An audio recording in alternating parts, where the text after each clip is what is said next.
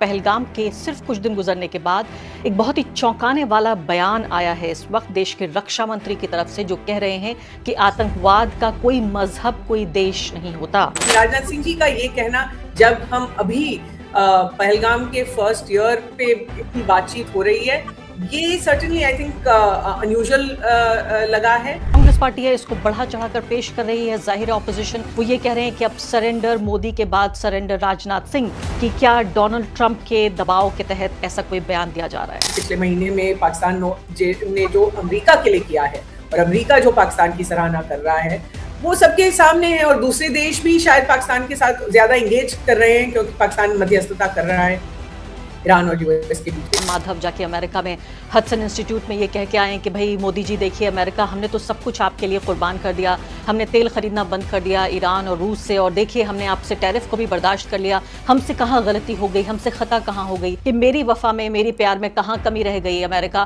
फिर भी आप मुझे इस तरह से सजा दे रहे हैं। उस भाषा से लेकर अब राजनाथ सिंह की ये भाषा को क्या दोनों को कनेक्ट भी कर रही हैं आप? जब जब उन्होंने कुछ कहा हमने मान लिया। अब उन्होंने कहा कि 1 महीने के लिए आप रूस से तेल ले सकते हो, तो हमने ले लिया। अब उन्होंने कहा 1 और महीना आप ले सकते हो, तो अब हम और ले रहे हैं।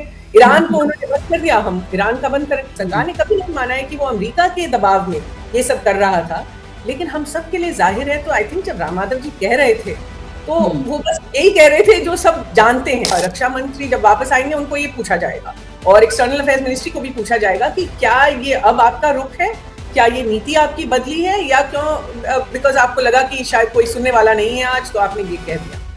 नमस्कार, द वायर में आपका स्वागत है। मैं हूं आरफा खानम शेरवानी। अभी कुछ दिनों पहले की बात है, पहलगाम का 1 साल पूरे होने पर मैंने आपके सामने कार्यक्रम पेश किया था, और पहलगाम के सिर्फ कुछ दिन गुजरने के बाद एक बहुत ही चौंकाने वाला बयान आया है इस वक्त देश के रक्षा मंत्री की तरफ से, जो कह रहे हैं कि आतंकवाद का कोई मजहब, कोई देश नहीं होता।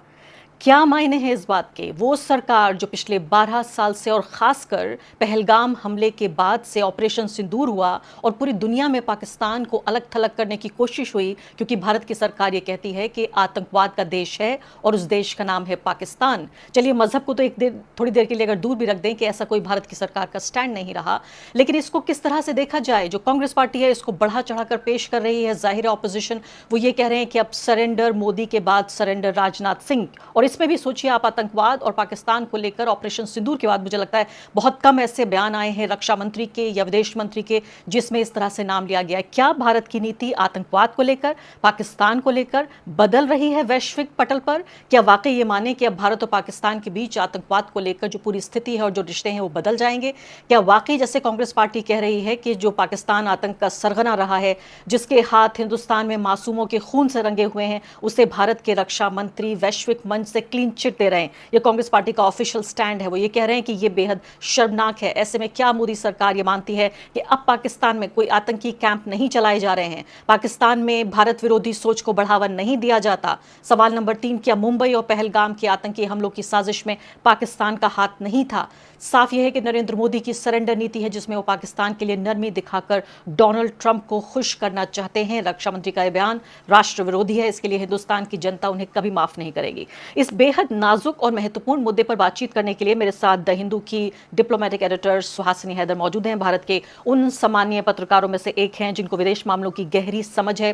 सुहासिनी, सबसे पहले तो मैं आपसे यही जानना चाहती हूँ कि ये जो आखिरी लाइन है, मुझे लगता है यही सबसे महत्वपूर्ण लाइन है, कि क्या डोनाल्ड ट्रंप के दबाव के तहत ऐसा कोई बयान दिया जा रहा है? देखिए आरफा, एक तो हमें याद रखना पड़ेगा कि इसका परिप्रेक्ष्य क्या था, कॉन्टेक्स्ट क्या था। राजनाथ सिंह एससीओ में ये बयान दे रहे थे। एससीओ में पाकिस्तान भी शामिल है। हालांकि पिछले सालों में हमने देखा है कि एससीओ में भारत का काफी कड़ा रुख रहा है, और सर्टेनली क्रॉस बॉर्डर टेररिज्म के मामले पे भारत ने ऑलवेज बयान ऐसे दिए हैं जो काफी कठोर हैं पाकिस्तान के मामले में। तो उनकी तुलना में जो राजनाथ सिंह जी ने कहा है, आई थिंक ये थोड़ा सा नर्म लग रहा है कि वो कह रहे हैं कि इसका कोई देश नहीं है, कोई मजहब नहीं है। हालांकि जो कह रहे हैं वो अलग अलग वक्तों पे शायद हर सरकार ने कहा है कि हम समझते हैं कि जो दहशतगर्द होते हैं उनका कोई ईमान, धर्म, कोई भी देश नहीं होता है। लेकिन राजनाथ सिंह जी का ये कहना, जब हम अभी पहलगाम के फर्स्ट ईयर पे इतनी बातचीत हो रही है, ये सर्टेनली आई थिंक अनयूजुअल लगा है। आपको ये भी याद होगा आरफा की जब पहलगाम का एक साल का जो दिन था अप्रैल 22 को, हमने जो प्राइम मिनिस्टर से, रक्षा मंत्री से, एक्सटर्नल अफेयर्स मिनिस्टर से, होम मिनिस्टर से जो उनके बयान हमने देखे थे, उसमें भी उन्होंने काफी मतलब in a very kind of responsible way उन्होंने कहा, remembering the innocent lives lost in the gruesome Pahalgam terror attack on this day this year, this will never be forgotten, as a nation we stand united in grief। ये प्रधानमंत्री नरेंद्र मोदी के शब्द है। India will never bow to any form of terror, the heinous designs of terrorists will never succeed। लेकिन इन्होंने यहाँ पर cross border terrorism का जिक्र नहीं किया, पाकिस्तान का जिक्र नहीं किया। वो जो ग्रुप था जो जिसको सरकार ने कहा था, उनको जिम्मेदार ठहराया था, TRF, जो सिक्योरिटी फोर्सेस बिलीव करते हैं कि लश्कर ए तोयबा का एक अंग है, उसके खिलाफ भी उन्होंने कोई मतलब शब्द यूज नहीं किया है। तो जरूर इस वजह से लोग शायद सोच रहे हैं कि क्या वजह हो सकती है कि भारत का रुख पिछले साल से इस साल थोड़ा कम हो गया है। एक तो मैं कहूंगी कि ये बयान SCO में दिया जा रहा था, दूसरा था कि ये बयान तब दिया जा रहा है जब वर्ल्ड में जाहिर है बहुत उथल पुथल है, और इंडिया पाकिस्तान के बीच में अगर तनाव ज्यादा हो जाए तो उससे कोई फायदा नहीं होने वाला है। तीसरी बात ये जरूर है कि पिछले महीने में पाकिस्तान ने जो अमेरिका के लिए किया है, और अमेरिका जो पाकिस्तान की सराहना कर रहा है, वो सबके सामने है, और दूसरे देश भी शायद पाकिस्तान के साथ ज्यादा एंगेज कर रहे हैं क्योंकि पाकिस्तान मध्यस्थता कर रहा है ईरान और US के बीच में। ये सब रीजंस हो सकती है, मैं ज्यादा मतलब स्पेकुलेशन नहीं देना चाहती हूँ, लेकिन मैं जरूर कहना चाहती हूँ कि जो उन्होंने कहा ये कॉन्टेक्स्ट में उससे काफी अलग है जो पहले कहा जा रहा है। सुहासिनी, कहीं से भी पकड़ी जाए, देखिए नाक या तो यहाँ से मैं पकड़ लूँ या पीछे से आके मैं पकड़ लूँ, नाक ही पकड़ रही हूँ आखिर, चाहे जैसे भी माना जाए। पूरा ये आप ही कह रही हैं कि हल्का लग रहा है आपको, मुझे तो लगता है पूरा पॉलिसी शिफ्ट है। क्योंकि फर्ज कीजिए जरा एक लम्हे के लिए कि अगर ऐसा कोई बयान एक विदेशी धरती पर, किर्गिस्तान में कह रहे हैं यहाँ पर हमारे रक्षा मंत्री, और वही रक्षा मंत्री कह रहे हैं, ऐसे नहीं कि बीजेपी का कोई छोटा मोटा नेता कह गया हो, SCO की, शंघाई कोऑपरेशन ऑर्गेनाइजेशन की बैठक में अंतर्राष्ट्रीय मंच पे ये कह रहे हैं। फर्ज कीजिए अगर राहुल गांधी ने ये नहीं बल्कि इससे आधी बात भी कह दी होती, तो आप बताइए कि क्या वाकई किस तरह का जो राजनीतिक तूफान आ गया होता। देखिए, पहले मैं राजनीतिक मामलों में ज्यादा मुझे जानकारी नहीं है, लेकिन ये जरूर है कि पिछले साल जो हमने देखे हैं, जिस तरह के कड़े से कड़े बयान देखे हैं भारत सरकार के साइड से, उसके तुलना में तो ये बहुत एज यू सेड काफी नरम सा उनका है रुख। दूसरी बात ये है कि जो सरकार अब तक कह रही थी, आपको याद होगा मई 12 को जब ऑपरेशन सिंदूर खत्म हुआ था, जब सीज फायर हो गया था, और मैं जरूर कहूंगी कि उस स्पीच जो प्रधानमंत्री ने राष्ट्र को दिया था, उस स्पीच को फिर से देखा जाए। उसमें उन्होंने कहा कि मतलब पाकिस्तान का नाम 4-5 बार इस्तेमाल किया। उसके बाद उन्होंने कहा कि अब एक नई नॉर्मल बनी है, हम देश और मतलब जो दहशतगर्द हैं और उनके जो हैंडलर्स हैं, उनके जो स्पॉन्सर्स स्टेट में हैं, उनके बीच में हम कोई फासला नहीं देखते हैं, हम दोनों को अटैक करेंगे। न्यूक्लियर तक उन्होंने बोल दिया कि कोई न्यूक्लियर ब्लैकमेल हमारे साथ काम नहीं करेगी। इसका मतलब है कि अगर कोई जैसे रिस्क हो न्यूक्लियर का, उससे हमें कोई फर्क नहीं पड़ता। फिर उन्होंने कहा कि जो भी टेररिज्म होगा, टेररिस्ट एक्ट, एक act of terror is an act of war, ये इनका नया नॉर्मल था, न्यू रेड लाइंस जो प्रधानमंत्री ने कहे थे। तो अगर आप उसके साथ ये रुख को देखें, जहां वो बेसिकली कह रहे हैं जो शायद कुछ साल पहले भारत में सरकारें कहती थी, तो पूछना पड़ेगा कि क्या पूरी नीति बदल रही है या सिर्फ इनके जो पब्लिक में इनके जो स्टेटमेंट्स हैं, या शायद इंटरनेशनल जो स्टेटमेंट्स बना रहे हैं वो क्या बदले हैं। अभी तक मैं भी कहूंगी आरफा की अब इतनी जल्दी हम शायद नहीं कह सकते कि पूरी नीति इनकी बदल गई है। बिल्कुल, बहुत आप बेहतरीन बात कह रही हैं, और दर्शकों की मैं थोड़ा फायदे के लिए 2 बातें दोहराना चाहती हूँ, और आपने बड़ा अच्छा किया कि इसको याद दिलाया। पहली बात तो आपने ये भी कि न सिर्फ कि आतंकवाद बल्कि आतंकवाद के प्रायोजकों को, जो सीधे तौर पर पाकिस्तान की सरकार के ऊपर निशाना था, कि आतंकवाद और आतंकवाद के प्रायोजकों को हम सबक सिखाएंगे। दूसरी बड़ी बात, जिस रेड लाइन का आपने जिक्र किया, जिसको कई जो रक्षा और सुरक्षा के जानकार हैं उन्होंने कहा कि बड़ी खतरनाक बात है, क्योंकि भारत ने अपने को कहीं ना कहीं फंसा लिया, रस्सी में बांध लिया, ये कहते हुए कि अब जो भी आतंकवाद की नई घटना होगी उसके बाद भारत को को युद्ध करना पड़ेगा, क्योंकि वो ये कह रहे हैं कि भाई आतंकवाद का मतलब वो एक्ट ऑफ वॉर यानी कि एक युद्ध के ऐलान के तौर पे माना जाएगा। तो वहां से उस सीढ़ी के ऊपर से चढ़ते हुए यहां उतर रहे हैं। आपके पहले सवाल के जवाब में से मुझे सवाल मिला है, वो सवाल ये है, आप ये कह रहे हैं कि कह रही हैं पाकिस्तान जो कर रहा है अमेरिका के लिए, तो अमेरिका को भी पाकिस्तान के लिए कुछ करना पड़ेगा। क्या मैं इससे समझूं, मुझे सुधारिए अगर मैं गलत हूं, कि क्या अमेरिका भारत के ऊपर दबाव डाल के ये कह रहा है कि आपको ड्रॉप करना पड़ेगा पाकिस्तान का नाम? नहीं, मैं कहना चाह रही थी कि जो अंतर्राष्ट्रीय आज माहौल है, कि एक साल पहले जो माहौल भारत पा रहा था, वहां पर दहशतगर्दी के खिलाफ काफी मतलब दुनिया में एक सॉलिडारिटी थी कि जो भी देश थे वो भारत के साथ थे इस पे कि पहलगाम जब हुआ था, आपको याद होगा किस तरह से लोगों ने मैसेजेस भेजे थे। लेकिन तब से अगर आप आज का दिन देख लें, बल्कि तभी आप देख लें कि जब भारत और पाकिस्तान के बीच में ऐसा लगा कि युद्ध होने वाला है, तो लोगों का जो सपोर्ट था थोड़ा सा कम हो गया। इसकी वजह से सरकार को फिर वो डेलीगेशंस भेजने पड़े मेंबर्स ऑफ पार्लियामेंट की, फिर उनको दूसरी दूसरी जगह जाने, 30 या 35 जगह जाके भारत का पक्ष रखना पड़ा। अब एक साल बाद पूरा रुख बदल गया है। अब फोकस इंडिया और पाकिस्तान के बीच में नहीं है, फोकस यूएस और ईरान के बीच में है, और वहां पे जो काम पाकिस्तान कर रहा है उसके वजह पाकिस्तान को आई थिंक काफी सारा वर्ल्ड सपोर्ट भी मिला है। तो इस वक्त ये कहना कि भारत पाकिस्तान के खिलाफ है और भारत पाकिस्तान से जस्टिस चाहता है या दहशतगर्दी के खिलाफ जाता है, शायद सरकार को लगा कि ये वो माहौल नहीं है जहां पर ये सब कहा जा सके। लेकिन मुझे जरूर लगता है कि रक्षा मंत्री जब वापस आएंगे उनको ये पूछा जाएगा, और एक्सटर्नल अफेयर्स मिनिस्ट्री को भी पूछा जाएगा कि क्या ये अब आपका रुख है, क्या ये नीति आपकी बदली है, या क्यों बिकॉज आपको लगा कि शायद कोई सुनने वाला नहीं है आज, तो आपने ये कह दिया।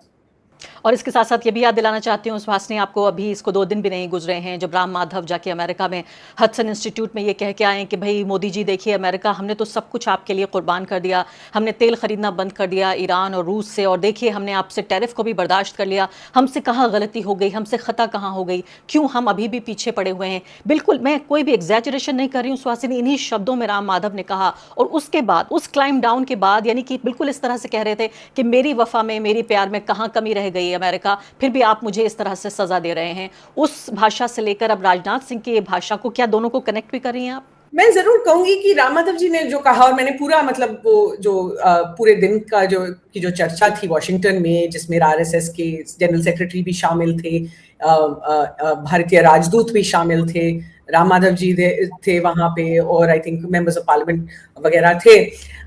उसमें ये जाहिर था कि हालांकि भारत अपना कहना चाहता था कि हम अमेरिका से ये उम्मीद नहीं रखते थे कि अमेरिका हमारे साथ इतना करेगा कि टैरिफ भी रखेगा, सैंक्शंस भी लगाएगा, रूस के खिलाफ तेल कम करवाएगा, और फिर भी आज अमेरिका पाकिस्तान के साथ है, ये कहा नहीं गया था। लेकिन एक जैसे हर्ट फील था पूरे माहौल में जो हम सुन रहे थे, तो उसी मतलब कॉन्टेक्स्ट में आई थिंक राम माधव जी ने भी कहा कि देखो हम पीछे कहाँ थे जब उनको कहा गया। अमेरिकन एक एनालिस्ट थी, तो जब उन्होंने कहा कि इंडिया को भी अमेरिका को खुश रखना पड़ेगा, उन्होंने कहा हम कहाँ पीछे रह गए थे, हमने ये भी किया। अब ये प्रॉब्लम आरफा आपको याद होगा कि सरकार ने कभी नहीं कहा है कि वो अमेरिका के दबाव में, बल्कि उसका उल्टा कह रहे हैं कि अमेरिका के दबाव में ये सब किया था। लेकिन आपको पता है, हमें पता है कि अगर आप एक मैप प्लॉट करें जहां पे आप देखें जहां जहां अमेरिका ने कुछ मांगा है और हमारे तेल का निर्यात या जो भी और उन्होंने मांगा था उसका क्या हुआ है, मैं आपको 5 उदाहरण दूंगी। 2019 में मिस्टर ट्रंप ने कहा, बल्कि उन्होंने एक यहाँ दूत भी भेजा, निकी हेली आई थी, उन्होंने कहा आपको ईरान के साथ अपना रिश्ता बदलना पड़ेगा। ये उन्होंने स्पष्ट तौर से कह दिया, एक थ्रेट की जैसे उन्होंने दिल्ली से ही जारी किया था। 2019 में उन्होंने ये कहा, और 2020 में हमने ईरान से सारा जो तेल हम ले रहे थे उसको जीरो कर दिया, शून्य कर दिया हमने।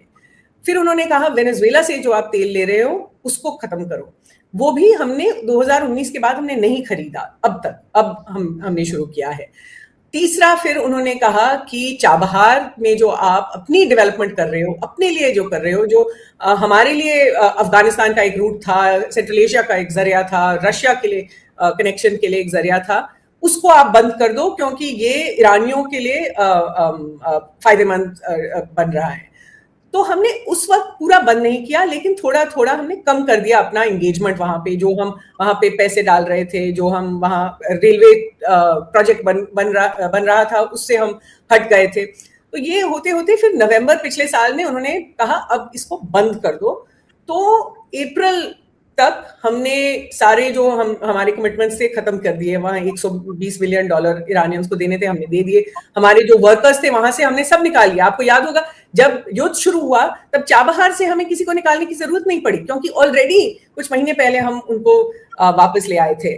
और पांचवी चीज, हम जो ईरान के साथ ट्रेड कर रहे थे, आई थिंक 1 जनवरी को या 31 दिसंबर को मिस्टर ट्रंप ने एक ट्वीट में कहा कि जो भी ईरान के साथ कोई भी ट्रेड कर रहा है या उनका कोई भी जैसे फंड्स उनके साथ है, उन पे भी हम ये लगाएंगे सैंक्शंस। तो ईरान के साथ ट्रेड भी हमारा बहुत कम हो चुका है। अब ये तो एक मतलब जो मैं कह रही हूँ, ये आप किसी भी फैक्ट से आप चेक कर सकते हैं। तो जब जब उन्होंने कुछ कहा हमने मान लिया। अब उन्होंने कहा कि 1 महीने के लिए आप रूस से तेल ले सकते हो, तो हमने ले लिया। अब उन्होंने कहा 1 और महीना आप ले सकते हो, तो अब हम और ले रहे हैं। ईरान को उन्होंने बंद कर दिया, हम ईरान का बंद करें। तो मैं इतनी लंबी चौड़ी बात इसलिए कह रही हूँ कि सरकार ने हालांकि कभी नहीं माना है, बल्कि उसका उल्टा कहा है कि सरकार ने कभी नहीं माना है कि वो अमेरिका के दबाव में ये सब कर रहा था। लेकिन हम सब के लिए जाहिर है, तो आई थिंक जब राम माधव जी कह रहे थे तो वो बस यही कह रहे थे जो सब जानते हैं, जो सब हम पहले ही जानते हैं। और वो एक तरह का नायाब एक लम्हा था जब पहली बार एक तरह से कन्फेशन जिसे कहते हैं, कबूलनामे के तौर पर उनका ये बयान आ गया। और जाहिर है उसके बाद वो कहने लगे कि हम माफ़ी मांग रहे हैं वो सब। लेकिन इससे मुझे याद आया कि अंतर्राष्ट्रीय स्तर पर सुहासिनी, एक ऐसी सरकार, आप फिर कहेंगी कि घरेलू राजनीति पर आप कॉमेंट नहीं करना चाहती हैं, आई रिस्पेक्ट दैट, लेकिन मैं तो कम से कम कॉमेंट कर सकती हूँ कि एक ऐसी सरकार जो ये कहती है कि वो विश्व गुरु भारत को उसने बना दिया है, वो विश्व के ही पटल पर एक ग्लोबल स्टेज पर ही लगातार फेल हो रही है। अब इसी स्टेज पर भी आप ये देखिए, जो पूरी हमारी विदेश नीति है उसका एक बड़ा हिस्सा पाकिस्तान सेंट्रिक है। उसके अलावा यूएस को लेकर भी हम लगातार पिछले 1 साल से, जब से डोनाल्ड ट्रंप बने हैं प्रेसिडेंट और जब से सिंदूर ऑपरेशन हुआ है, एक के बाद एक गलतियां। अभी भी ईरान वॉर से ठीक पहले प्रधानमंत्री चले गए इजराइल। अब आपकी ये रिपोर्ट में देख रही हूं कि जो ब्रिक्स समिट हुई थी डेप्यूटी फॉरेन मिनिस्टर्स की, उनमें भी हम स्टेटमेंट तक जारी नहीं कर पाए। और ब्रिक्स सोचिए जिसकी अध्यक्षता हम कर रहे हैं कि फिलिस्तीन के मुद्दे पर, फिलिस्तीन और इजराइल पे फिर बात फंस गई यहाँ पर कि यहाँ मैं कई चीज़ें देख रही हूँ आपकी रिपोर्ट में है कि ईस्ट जेरूसलम रेफरेंस पर ये एतराज़ था कि पैलेस्टाइन का जो कैपिटल है, स्टेट का कैपिटल, वो नहीं होना चाहिए, बल्कि ऑक्यूपाइंग पावर इजराइल को नहीं कहना चाहिए। और भी इस तरह के शब्दों का जिक्र किया गया कि थोड़े तरीके से उसको टोन डाउन किया जाए या हल्का किया जाए। तो फिलिस्तीन पे भी अभी भी हम स्टैंड नहीं ले पा रहे हैं और इसलिए ढंग का कोई स्टेटमेंट जारी नहीं हो पाया। आप अगर वो टेक्स्ट देखें जो भारत ने पहले प्रपोज किया था, उसमें जैसे मैंने कहा एक स्पेसिफिक रेफरेंस जो होता है, ईस्ट जेरूसलम फिलिस्तीन का कैपिटल बनेगा 2 स्टेट सोल्यूशन में। ये भारत ने 2017 के बाद अपने स्टेटमेंट्स में इस्तेमाल करना बंद कर दिया था। जब प्रधानमंत्री नरेंद्र मोदी जी वहां इजराइल गए थे, वहां पर ही उन्होंने ये बदल दिया कि ईस्ट जेरूसलम का जिक्र ना करें, क्योंकि तब तक आपको याद होगा कि मिस्टर ट्रंप ने कहा था मैं जेरूसलम को इजराइल की राजधानी मैं मानने वाला हूं। तो उन्होंने हालांकि भारत उनके साथ नहीं था उसमें, लेकिन उसके बाद उन्होंने ईस्ट जेरूसलम पैलेस्टीनियंस के लिए उसका जिक्र बंद कर दिया था। उसके बाद उन्होंने कहा कि जहां आप अगर वो पैराग्राफ्स देखेंगे उसमें भारत चाहता था कि कोई ऐसे एक्चुअली इजराइल का जिक्र ना हो। तो अगर आप कहो कि गाजा में जो हो रहा है वो बहुत ही खतरनाक है, या गाजा में जो हो रहा है उसकी लोगों की पीड़ा हमें बहुत मतलब हम उनके लिए महसूस कर रहे हैं। we convey our I think the word was our deep sympathies for the people in Palestine, या वो कहना चाह रहे थे कि we condemn the atrocities, the humanitarian situation पे उन्होंने काफी सारा लैंग्वेज लिखा था, लेकिन इजराइल का जिक्र नहीं था। इसका जिक्र नहीं था कि कौन कर रहा है ये सब। और फाइनल था कि एक जगह मुझे लगता है, मुझे बताया गया था कि जहां पर इजराइल का जिक्र बहुत जरूरी था, उन्होंने उसको निकाल के ऑक्यूपाइंग पावर लिखा हुआ था, आई थिंक सेटलमेंट्स के मामले में। तो इससे जाहिर होता है कि भारत अब इजराइल के लिए ब्रिक्स में लैंग्वेज में बदलाव लाना चाहता है। अब क्या वो इसमें सफल हो सकता है? आई डोंट थिंक सो, क्योंकि इस मीटिंग में तो बहुत जाहिर था कि उनके साथ कोई भी देश नहीं खड़ा था इस मामले पे। और सब मामले पे उन्होंने कहा कि भारत की लीडरशिप में हमें कोई प्रॉब्लम नहीं है, लेकिन इस बातचीत पे लोगों को बहुत ताज्जुब हुआ था। जी हाँ, बहुत-बहुत शुक्रिया सुहासिनी हैदर। मुझे लगता है राजनाथ सिंह जब घर लौटेंगे तो बहुत सारे सवाल उनका मुँह बाए खड़े होंगे, उन्हें जवाब देने होगा इस बात का। और मुझे लगता है कि आप और हम जो बात कर रहे हैं सिर्फ ये बहस की शुरुआत है। अभी इस मुद्दे पर मुझे लगता है और बहस होनी है, जब वो वापस लौटेंगे विपक्ष उनको घेरेगा और फिर एक नया साइकिल शुरू होगा। बहुत-बहुत शुक्रिया आपका बातचीत करने के लिए।